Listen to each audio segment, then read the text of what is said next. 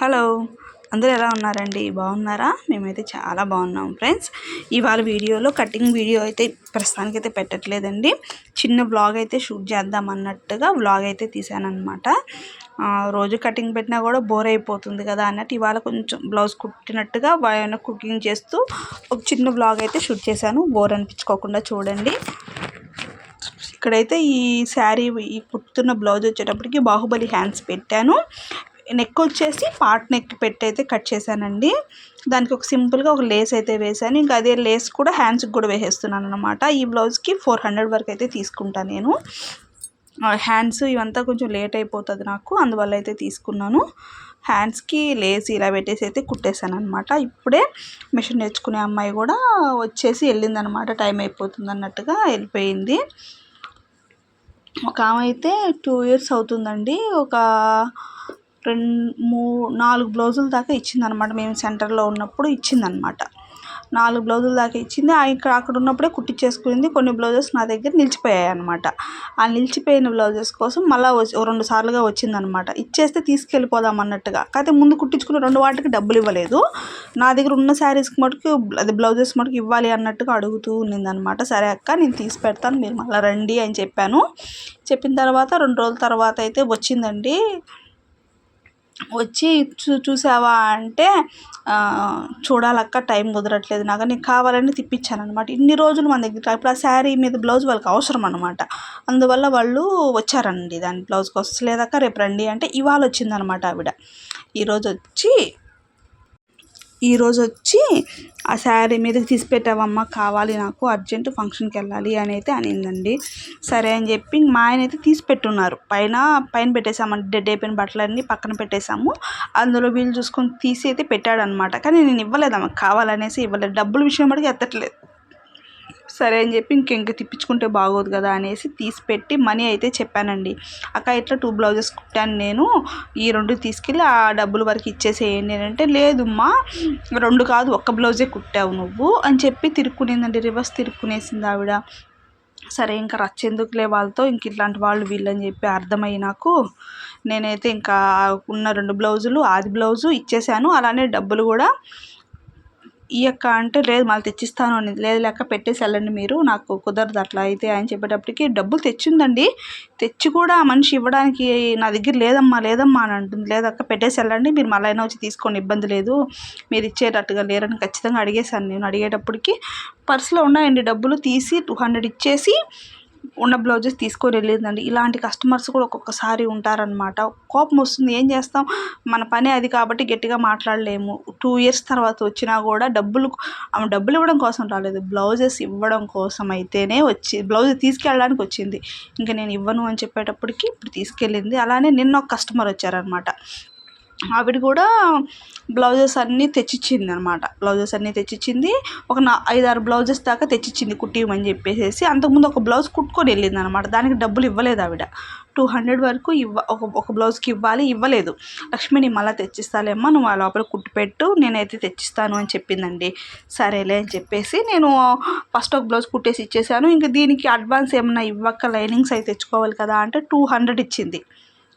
ఓకేనా, 200 ఇచ్చింది. తర్వాత ఫాల్స్లు అయితే కొన్నిటికి శారీస్ కూడా తెచ్చింది కదా, నేను ఫాల్స్లు కూడా జిగ్జాగ్ 4 చీరలే ఇచ్చింది. అంటే 4 బ్లౌజులు, 5-6 కాదు, 4 బ్లౌజులు ఇచ్చింది. 4 వాటికి జిగ్జాగ్ కూడా చేపించేసేసాను. ఫాల్ మనమే తెప్పించి మా వర్కర్కి ఇచ్చి నేను చేపించి పెట్టేశాను. ఇంకా తర్వాత ఒక నెల తర్వాత వచ్చి, నా బ్లౌజెస్ వద్దులే అమ్మా, నేను మళ్ళీ కుట్టించుకుంటాను అని చెప్పి తీసేసుకునేసింది బ్లౌజెస్. ఇచ్చేసాను నేను. ఇచ్చేసిన తర్వాత నేను ఇచ్చిన అడ్వాన్స్ కూడా నాకు ఇచ్చేసేయి అనింది అనమాట. అక్క, నాకు ఆల్రెడీ ఇవ్వాలి కదా నువ్వు 200 అని అంటే, నేను ఇవ్వాలా అన్నట్టుగా అనిందనమాట. అవునక్క, మీరే ఇవ్వాలి, మీరు మర్చిపోయినట్టున్నారు. మర్చిపోలేదండి, కావాలని, చాలా రోజులు అయిపోయింది కదా, మనం మర్చిపోతాం అన్నట్టుగా వాళ్ళు బిహేవ్ చేస్తారనమాట. నేనుండి లేదమ్మా ఇవ్వాలి అంటే, సరే ఆ 200 నాకు మొన్న అడ్వాన్స్ ఇచ్చావు, దానికైతే పట్టేసుకున్నాను. ఆ 200 ఆ బ్లౌజ్కి సరిపోయింది. ఇంకా జిగ్జాగ్ల వరకు కుట్టిన వాటి వరకు ఇవ్వాలి నాకు నువ్వు అంటే, సరే ఇస్తాలే అని చెప్పి ఎత్తుకెళ్ళిపోయిందండి. చేతిలో డబ్బులు ఉన్నాయి, ఇవ్వడానికైతే చెయ్యి అయితే రాలే. ఇంకా మొహమాటం మీద ఇవ్వాల్సి వచ్చేసింది అనమాట. కొంచెం మా ఫ్రెండ్ వాళ్ళ మమ్మీ అన్నమాట. ఏం అనలేం కదా, జిగ్జాగ్ల వరకు మీరు అమౌంట్ ఇవ్వాలా అంటే, ఆ మనిషి ఏం వినిపించుకున్నట్టుగా వెళ్ళిపోయింది. మొహమాటానికి పోతే ఇలాంటి ఇబ్బందులు ఖచ్చితంగా తప్పవన్నమాట. ముందు వచ్చిన వాళ్ళతో ఏదంటే అది మాట్లాడకుండా, మనీ మ్యాటర్ కంపల్సరీగా మాట్లాడి మనం తీసుకోవాలి. ఎందుకంటే మనం చేసేదే ఒక రూపాయి కోసం. ఆ రూపాయి కాస్త వీళ్ళు ఎత్తుకుని వెళ్ళిపోతే మనకేం వస్తుంది? ఇప్పుడు ఆ జిగ్జాగ్ పేమెంట్ అంతా మేము పెట్టుకున్నట్టు లెక్క. ఇంకా ఆమె ఇస్తుందో ఇవ్వదో ఇచ్చేదాకా నమ్మకం లేదనమాట. ఇలాంటి కస్టమర్స్ కూడా తగులుతూ ఉంటారండి. కొంచెం గట్టిగా ఉండాలన్నమాట బట్టలు తీసుకునే దగ్గర, ఇచ్చే దగ్గర.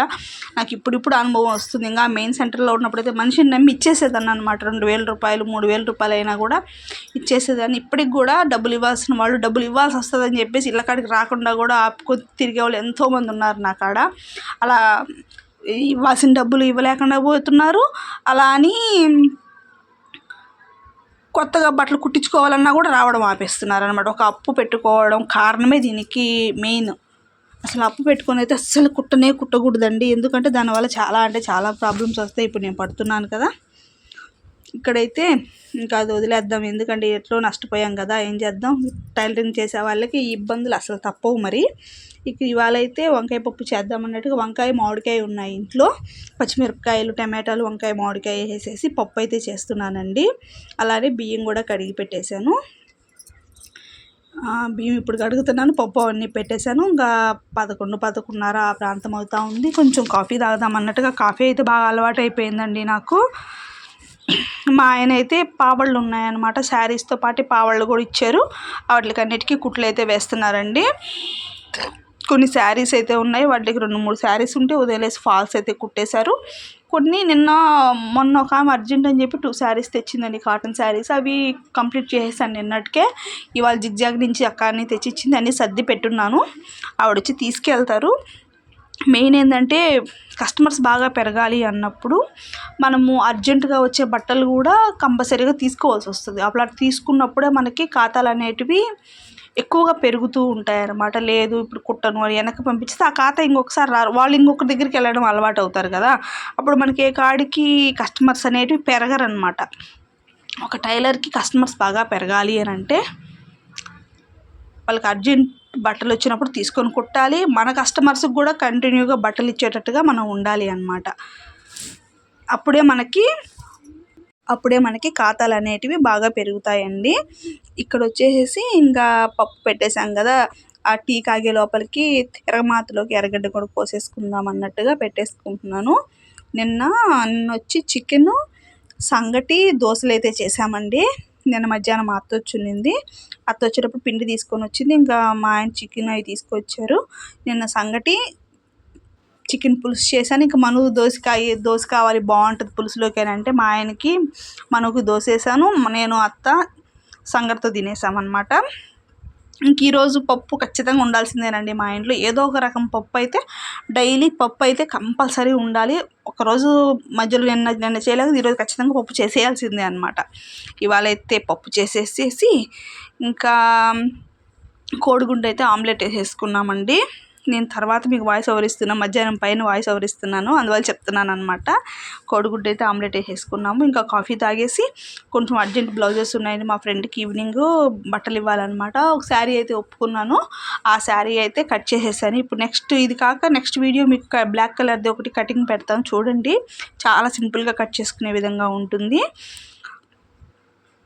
ఒకసారి చూసాము అంటే కటింగ్ కూడా ఏంటంటే ఇంట్రెస్ట్గా నేర్చుకోవాలండి. ఏదో నేర్చుకున్నాంలే, వచ్చాంలే, చేసాంలే అన్నట్టుగా కాకుండా బేసిక్ కొలతలు ఉంటాయన్నమాట. ఏ కొలతలో అయినా ఒక్కొక్కరు తిప్పి అక్కడక్కడే ఇంచుకి లెక్కలు చెప్తూ ఉంటారు. అలా కాదండి, ఒక 4 కొలతలు బేసిక్ కొలతలు ఉంటాయన్నమాట. ఒకటి హైట్, ఒకటి చెస్ట్, ఒకటి నడుము, ఒకటి చంకడౌను. ఈ 4 కొలతలు మనం మెయిన్గా నేర్చుకున్నాము అంటే టైలరింగ్లో మనల్ని మించిన వాళ్ళే లేరనమాట. ఏ బ్లౌజ్కి తిప్పి అయ్యే కొలతలు ఉంటాయండి. లేదంటే మనం చిన్న సైజు బ్లౌజ్ కుట్టగలుగుతాం కానీ పెద్ద సైజు బ్లౌజ్ కుట్టలేము అని కొంతమంది భయపడుతూ ఉంటారనమాట. అలా ఏం లేదు, మనము బేసిక్స్ పాయింట్స్ అనేది నేర్చుకున్నాము అంటే ప్రతి బ్లౌజ్లోకి అవి కంపల్సరీ టచ్ అవుతాయి. ఒక 1/2 ఇంచ్ అటు ఇటులోనే ఉంటాయి అన్నమాట. ఒక 1/2 ఇంచ్ అటు ఇటులోనే ఉంటాయి, ఈజీగానే నేర్చుకోవచ్చు.